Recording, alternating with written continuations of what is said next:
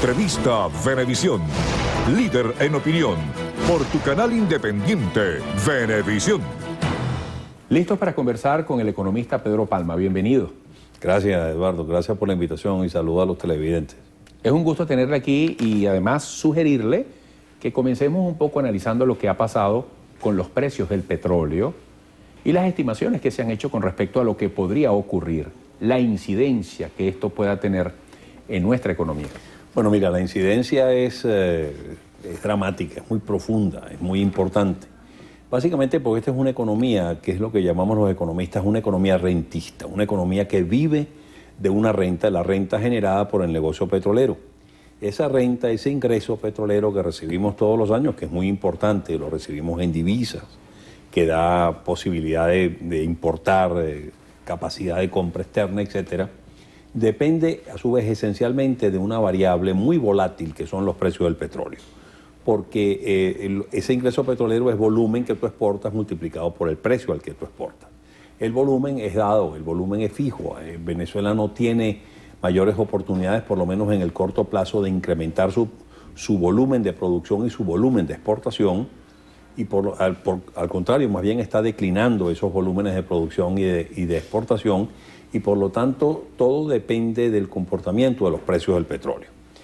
Los precios del petróleo a partir del año 2004 mostraron un franco aumento, un aumento muy importante, que llegó hasta mediados del año 2008. Después se desplomaron los precios por el estallido de la crisis financiera internacional, después se recuperaron, vino la primavera árabe a fines del año 2010, el derrocamiento de Gaddafi en Libia, etcétera, que volvió a elevar los precios. Pero después de eso, los precios han tendido a declinar paulatinamente, progresivamente.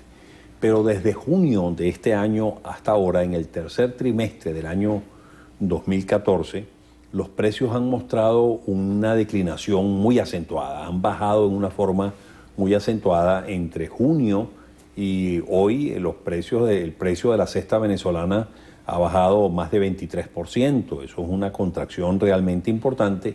Y eso es algo que preocupa enormemente porque eso significa que los ingresos petroleros que vamos a recibir en lo que resta del año 2014 y muy probablemente en el año 2015 van a ser sustancialmente menores que lo que se venían percibiendo previamente. Y eso va a significar, pues mira, menores ingresos de divisas, menores posibilidades de adquirir bienes en el exterior, estrechez en esa variable económica tan fundamental como es la disponibilidad de las divisas para importar lo que tú necesitas para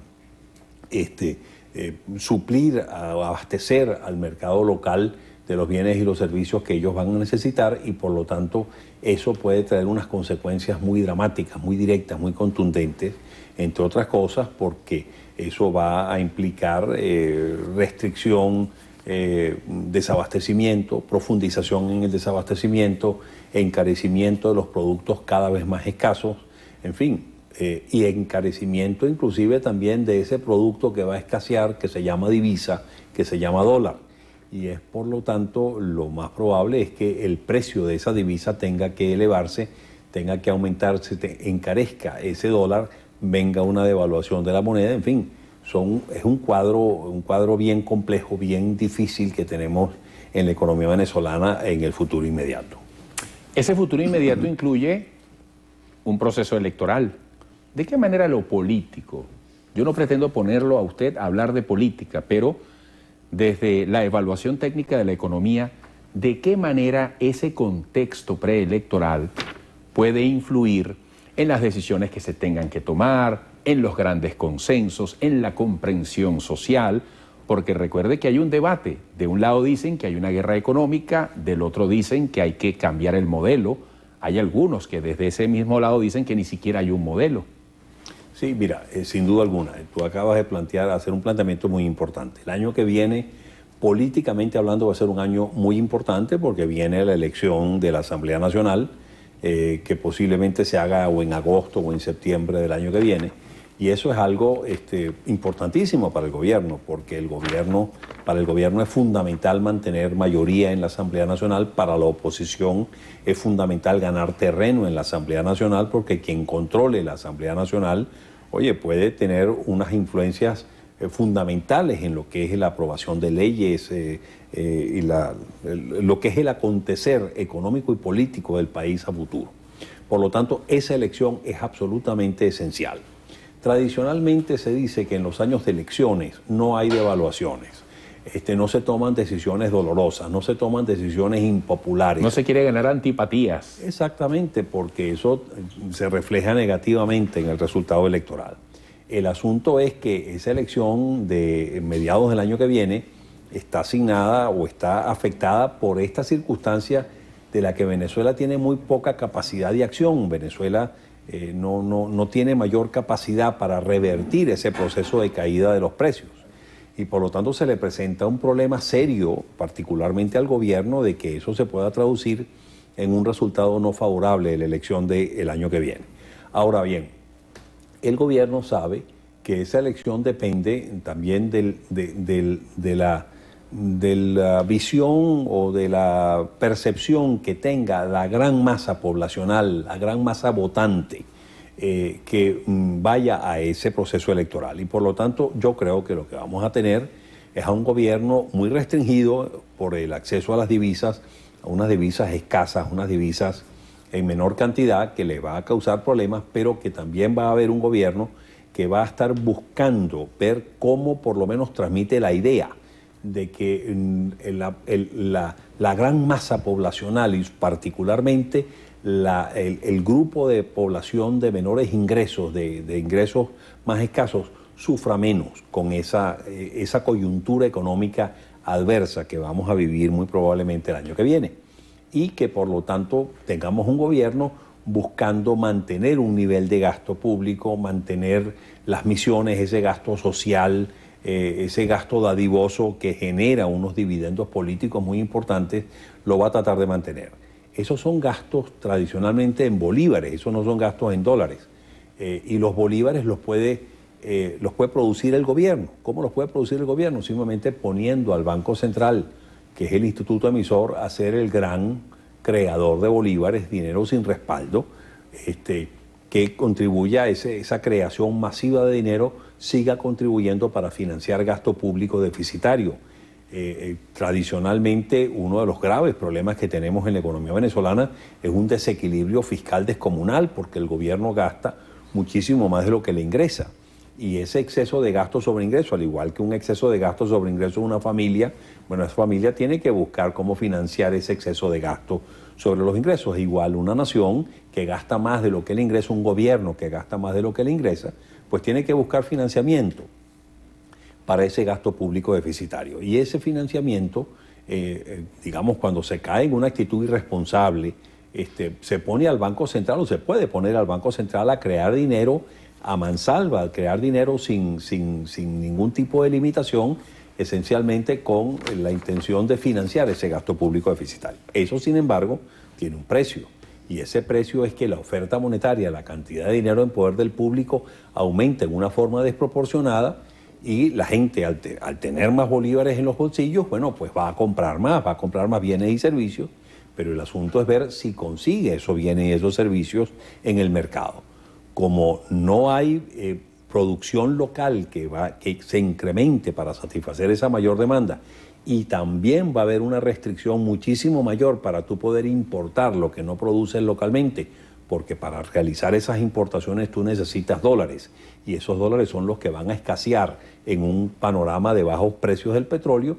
Pues entonces tú lo que vas a tener es una ruptura en el balance tradicional de los mercados, que es que tú vas a tener una demanda que crece por esa enorme masa de dinero que se inyecta, pero una oferta de bienes y servicios que se mantiene inalterada o que se mantiene abajo, y por lo tanto se agravan los problemas de escasez, se agravan los problemas de desabastecimiento, y todo eso se traduce no en otra cosa que en presiones alcistas en los precios, en mayor inflación. Y eso es muy probablemente lo que vamos a tener que vivir a futuro en Venezuela, una situación de un repunte inflacionario bastante importante. Cuando se habla de un repunte inflacionario bastante importante en un cuadro que ya es bastante inflacionario, ¿a qué debemos atenernos? Es decir, ¿qué habría que hacer en materia fiscal, monetaria, cambiaria? Recordemos que el propio Rafael Ramírez, entonces vicepresidente de la economía, del área económica, decía que había que ir, por ejemplo, a una unificación cambiaria.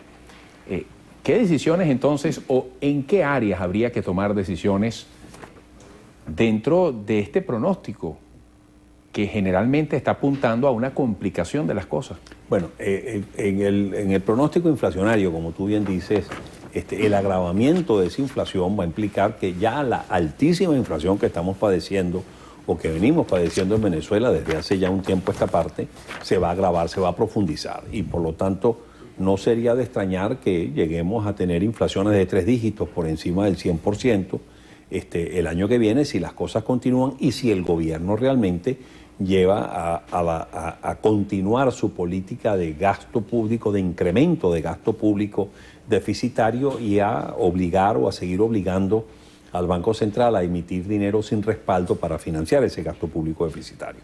Eso entonces puede traducirse en un agravamiento de ese fenómeno inflacionario, en un incremento de la presión inflacionaria muy importante que a su vez se traduzca en unas consecuencias severas, porque eso tiene unos efectos recesivos muy importantes, tiene unos efectos donde la población se va a dar cuenta que tiene más bolívares en los bolsillos, pero esos bolívares cada vez pueden comprar menos porque los precios de los productos aumentan en una forma importantísima. Las personas que tienen ahorros en bolívares pues van a ver que eso se transforma en sal y agua, pues esos ahorros cada vez pueden adquirir menos.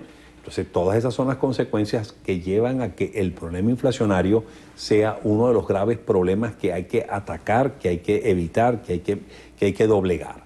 ¿Cómo se doblega un proceso inflacionario? Bueno, mira, tradicionalmente en los años 60, 70, 80 del siglo pasado, las economías latinoamericanas, muchas economías latinoamericanas, tuvieron procesos inflacionarios galopantes de 1.000, 2.000, 3.000, 7.000% por año de inflación. Esos países, sin embargo, aprendieron a cómo controlar esos procesos inflacionarios. Y esos procesos inflacionarios se controlan por varias vías. Una es disciplina monetaria y fiscal. Tú no puedes tener a un gobierno gastando mucho más de lo que él ingresa, porque eso genera una expansión monetaria, una inyección monetaria tremenda que estimula la demanda y que estimula la presión alcista de los precios. Tú tienes que tener disciplina monetaria, porque tú no puedes poner un banco central a financiar gasto público deficitario creando dinero sin respaldo, dinero que llamamos inorgánico, dinero de la nada, que inunda a la economía de bolívares, de oferta monetaria, que estimula la demanda, pero que si tú no estimulas simultáneamente la oferta, la cantidad de bienes y servicios que se pueden adquirir, eso se va a traducir en presión inflacionaria. Por lo tanto, también para controlar la inflación no solamente basta con que haya disciplina monetaria y fiscal, sino que haya también un estímulo por el lado de la oferta de bienes y de servicios, que se estimule la producción, y esa producción no se puede estimular si tú no estimulas la inversión, porque la inversión es lo que crea capacidad de producción, capacidad de poder producir los bienes y los servicios que demanda el mercado. Y para que esa inversión se dé, para que se estimule la inversión, tú tienes que crear las condiciones propicias para que esa inversión se dé. Que el inversionista tenga certeza de cuál es el ambiente en que va a vivir o que va a vivir su empresa, de que va a poder adquirir los bienes y los servicios, de que las reglas de juego a que va a ser sometida esa inversión estén claras, de que haya un sistema judicial y un nivel institucional dentro de ese país que le asegure sus derechos y que también, obviamente, le obligue a cumplir los deberes que tiene que cumplir, porque si no lo hace, ese sistema judicial funcional lo va a penalizar. Es decir, de que estén las reglas de juego claras y de que las instituciones funcionen dentro de una economía. Que no exista un clima de zozobra permanente, de amenaza permanente, de señalamiento permanente, injusto y sin justificación, de que todo esto es producto de una guerra económica, de una especulación, etc. No, tú tienes que crear un ambiente propicio para que esa producción, esa inversión se produzca y que esa producción pueda aumentar. Y después tú tienes también que permitir que las fuerzas del mercado naturales puedan actuar, puedan interactuar, que los precios puedan fluctuar de una manera lógica y en consonancia con el comportamiento de los costos de producción, para que los empresarios, los distribuidores, los productores puedan tener unos márgenes de beneficio razonables y no que tú simplemente los condenes a sufrir unos controles de precios que los condenan a trabajar a pérdida. Tú tampoco puedes hacer eso. Entonces tú tienes que hacer un plan integral, constituido, ya te digo, por disciplina monetaria, disciplina fiscal, estímulo de inversión, estímulo de producción, crear las condiciones institucionales del país, permitir que las fuerzas del mercado interactúen para que realmente entonces tú tengas un éxito en controlar la inflación, como lo controlaron todos esos países que sufrieron esas inflaciones de 2.000, 4.000, 7.000% y que hoy tienen inflaciones de 3, 4 y 5% nada más por año. Claro. Bueno, eso es lo que tenemos que ir buscando. Bueno, muchísimas gracias. Tengo que decirle muchísimas gracias, profesor, porque usted dio una clase además muy comprensible y muy resumida del vasto panorama económico. Muchas gracias. Bueno, gracias a ti, Eduardo. Hasta pronto. Pedro Palma, economista. Quedamos con Entrina. Hasta mañana.